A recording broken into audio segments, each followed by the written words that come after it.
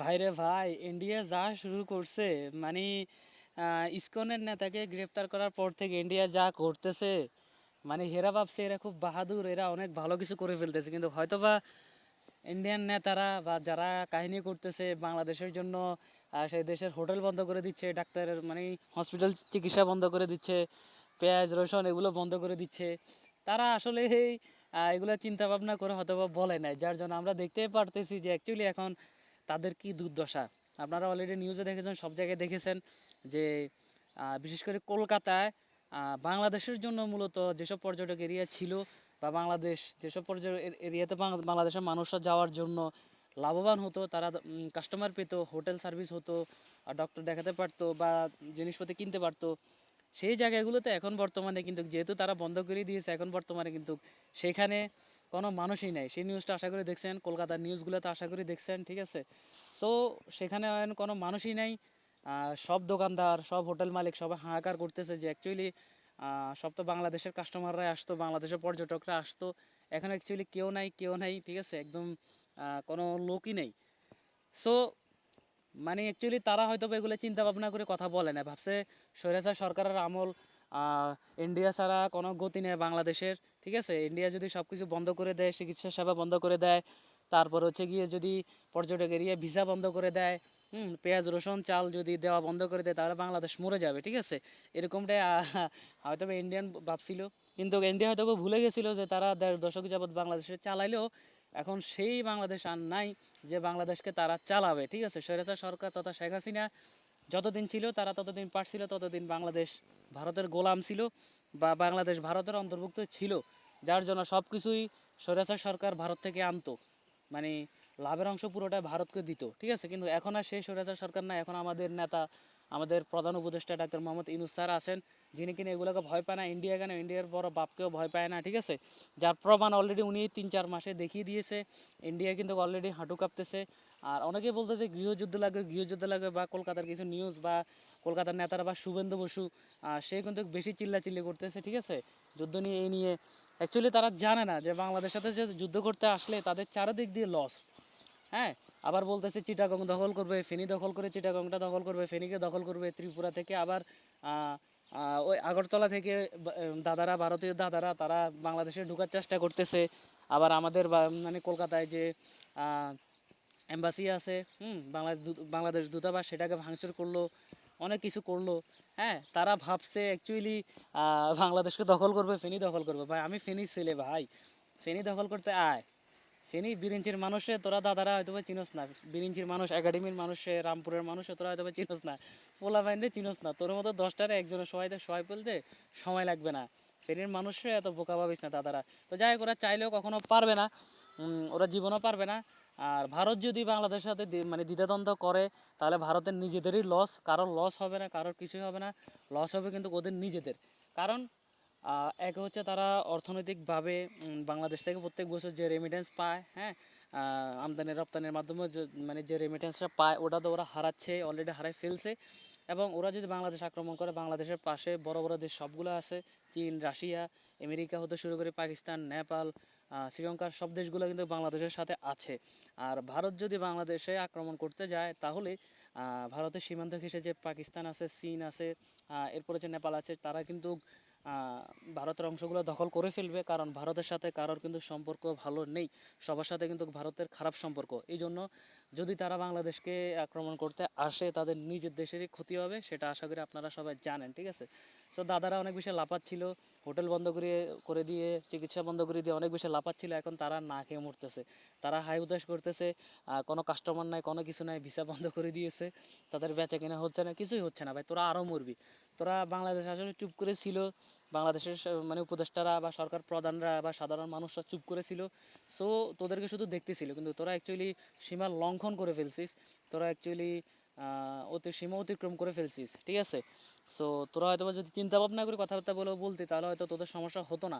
So এখন কি আর করা, যেহেতু চিন্তা ভাবনা করে কথা বলস নাই, সেহেতু এখন তোদের না খাওয়ার দিন আসছে। তোরা বাংলাদেশকে ছাড়াই থাক, তোদের থেকে বাংলাদেশে কোনো সুবিধা লাগবে না। দেখি তোরা পেঁয়াজ, তেল, চিনি, লবণ সব কিছু বন্ধ করে দে, চিকিৎসা সেবা বন্ধ করে দে, পর্যটক সেবা বন্ধ করে দে, সমস্যা নাই ভাই, সমস্যা নাই, তোদের লস হবে, আমাদের কিচ্ছু হবে না। আমাদের কিচ্ছু হবে না, তোদের তোদের থেকে সরে যেতে পারলে ভালো, আমাদের দেশীয় টাকা দেশে থাকবে, একটা ভালো দেশে আমরা খরচ করলে ভালো। যেমন ইনশাল্লাহ এখন পাকিস্তানের সাথে ভালো সম্পর্ক হয়েছে, ডক্টর মোহাম্মদ ইউনূস আসার পর এখন পাকিস্তানের সাথে ভালো সম্পর্ক হয়েছে, সেখান থেকে অলরেডি এক ভর্তি জাহাজ মালামাল কিন্তু বাংলাদেশে পৌঁছেছে, বাংলাদেশে পাকিস্তানি মালামাল, এবং সামনে আরও আসবে। এবং আমরা চাই পাকিস্তানের সাথে বাংলাদেশের ভালো সম্পর্ক হোক, আমদানি রপ্তানি সম্পূর্ণটা পাকিস্তানের সাথে হোক, কারণ পাকিস্তানের প্রত্যেকটা খাওয়ার হয়েছে পিওর, আর ইন্ডিয়ানরা হয়েছে হিন্দু, বা ওদের অনেক ঝামেলা আছে, দামটাও বেশি নেয়, ঠিক আছে। পাকিস্তানের সাথে সম্পর্ক করলে জিনিসও কম দামের ভিতর পাওয়া যাবে, ভালো জিনিস, সলিড জিনিস পাওয়া যাবে। আর আমরা এমনি পাকিস্তানি জামা কাপড় হতে শুরু করে সব কিছু আমরা অনেক পছন্দ করি। আর পাকিস্তানি পেঁয়াজের তো কোনো তুলনা নাই ভাই, পাকিস্তানি পেঁয়াজ তো সেরা, পুরো ওয়ার্ল্ডে সেরা। সো ইনশাল্লাহ ডাক্তার মোহাম্মদ ইউনূস আস্তে আস্তে সব কিছুই পাকিস্তানের সাথে করবে, সেটা অনেক বেশি বেস্ট।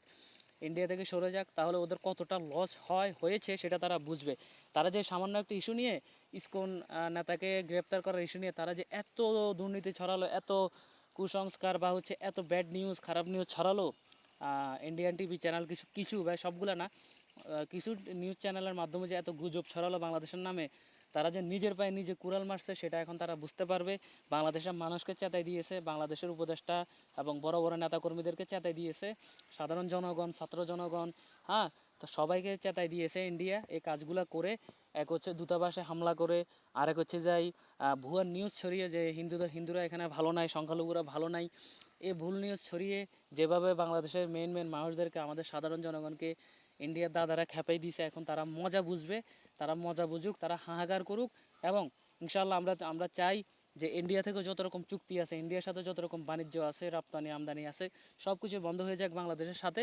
এবং তারা বুঝুক যে বাংলাদেশ থেকে তারা কতটা ইনকাম করতো, বাংলাদেশ আসলে তাদের জন্য কতটা গুরুত্ব ছিল, তারা নিজের হাতে হারাইছে। ভাই আমরা কিন্তু চাই না যে ইন্ডিয়ার সাথে সব সম্পর্ক শেষ হোক, আমরা আমাদের পাশের দেশ, হ্যাঁ, তারা যতই খারাপ হোক না কেন তাদের সাথে কিন্তু 5ই আগস্টের পর থেকেও ভালো ছিলাম। কিন্তু 5ই আগস্টের পর থেকে যেভাবে ব্যাড নিউজ ছড়ানো হচ্ছিল এবং কি খারাপ কথা যেভাবে বলা হচ্ছিল, অ্যাকচুয়ালি এত কিছু হওয়ার পর আজকে 3-4 মাস এখনও চলতেছে, কয়দিন পর পর এক একটা ইস্যু নিয়ে তারা অনেক বাংলাদেশের মানুষকে হেয় করে, বাংলাদেশকে বদনাম করাচ্ছে, ঠিক আছে। সো এত কিছু করার পরেও তো আমরা আর সহ্য করতে পারি না, আমরা তো চাইছিলাম তারা থাকুক, তাদের সাথে বন্ধুর মতো থাকে, তাদের সাথে আমদানি রপ্তানি হোক, তাদের এখানে গিয়ে আমরা ঘুরি, আমাদের এখানে তারা আসুক, আমরা তো চাইছিলাম। কিন্তু তারা অ্যাকচুয়ালি সেই জিনিসটা চায় নাই, যার জন্য তারা এরকম করলো।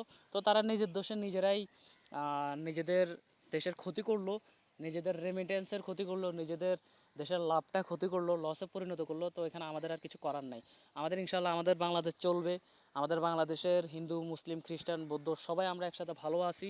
প্রত্যেকটা এলাকায়, প্রত্যেকটা শহরে সকল ধর্মের লোক একসাথে বাস করতেছে। একই এলাকার ভিতরে মন্দির আছে, মসজিদ আছে, গির্জা আছে, সব কিছুই আছে, ঠিক আছে। আমরা অনেক হ্যাপি। সো এটা ইন্ডিয়ান মানুষরাও কিন্তু জানে, নর্মাল মানুষরা সবাই কিন্তু জানে, জাস্ট কিছু মানুষ। আর ভাই নিউজ যারা করে তারাও জানে, কিন্তু জানলেও ভাই তারা টাকার কাছে বিক্রি, স্বৈরাচার সরকার যেহেতু সেখানে, সো টাকার কাছে বিক্রি, যার জন্য টাকা পেয়ে তারা দেশের এত বড় বদনাম করতেছে। কিন্তু তারা হয়তো বা জানে না যে সত্যের জয় অসত্যের নয়, তারা হয়তো বা জিনিসটা ভুলে গেছে, যার জন্য তারা এরকম আকামকুম করতে পারছে। এখন হয়তো বা তারা নিজেরাও বুঝতেছে যে ঠেলা কাকে বলে, ঠিক আছে। আন্তর্জাতিক পর্যায়ে সেই নিউজ চ্যানেলগুলা যেগুলো হচ্ছে গিয়ে ব্যাড নিউজ প্রকাশ করছে, সেগুলোর উপরেও ওয়ার্নিং আসছে, এবং তারা যে ভুলগুলো করছে সেটার জন্য তারা এখন পস্তাচ্ছে। ইনশাল্লাহ আমাদের কিছু হবে না, আমাদের পাকিস্তানের সাথে ভালো সম্পর্ক হবে, এবং ইনশাল্লাহ পাকিস্তান থেকে আমরা সুবিধা পাবো, তারাও আমাদের থেকে সুবিধা পাবে। আমরা পাকিস্তান ঘুরতে যাব, পাকিস্তানের মতো সুন্দর জায়গা ভাই এশিয়া কান্ট্রির ভিতরে মনে হয় না। না, ইন্ডিয়াকে, ইন্ডিয়ার বাপ হচ্ছে পাকিস্তান, সেই জায়গা সেগুলো আমরা ভিজিট করবো ইনশাল্লাহ। এবং সবাই আমরা পাকিস্তান ঘুরতে যাব, পাকিস্তানের সেবা, পাকিস্তানের খাবার দাবার সব কিছু ইনশাল্লাহ অনেক ভালো, আমরা সেগুলোই করব। ইন্ডিয়া বয়কট ভাই, ইন্ডিয়ার সাথে আর কোনো কিছু না, কোনো কিছু না। তারা হচ্ছে ভীতু, তারা ভীতুই থাকুক, তাদেরকে সাপোর্ট করলে আমাদের নিজেদের সমস্যা, তাদেরকে সাপোর্ট করার কোনো প্রয়োজন নাই। তারা থাকুক তাদের মতো, আমরা থাকি আমাদের মতো। আমরা ইনশাল্লাহ চীন হতে শুরু করে বড় বড় আমেরিকা যুক্তরাষ্ট্র এগুলোর সাথে আমাদের সম্পর্ক ভালো, পাকিস্তান, নেপাল, শ্রীলঙ্কা সবগুলোর সাথে সম্পর্ক ভালো। তো ইনশাল্লাহ আমাদের ঠেকা হবে না, আমরা ইনশাল্লাহ সবার সাথে আমদানি রপ্তানি করবো, ইনশাল্লাহ আমাদের দেশটা সুন্দর থাকবে। এই হচ্ছে কি কথা।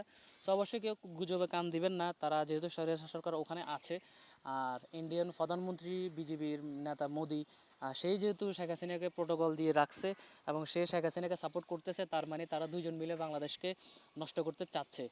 সো আমরা এগুলাতে কান দিব না, আমরা ইনশাল্লাহ চেষ্টা করব গুজব থেকে দূরে থাকার এবং আমাদের দেশটাকে রক্ষা করার, ঠিক আছে। সো সবাই যাই হোক, ইন্ডিয়ান যে কোনো জিনিস হতে শুরু করে সব কিছু বর্জন করুন।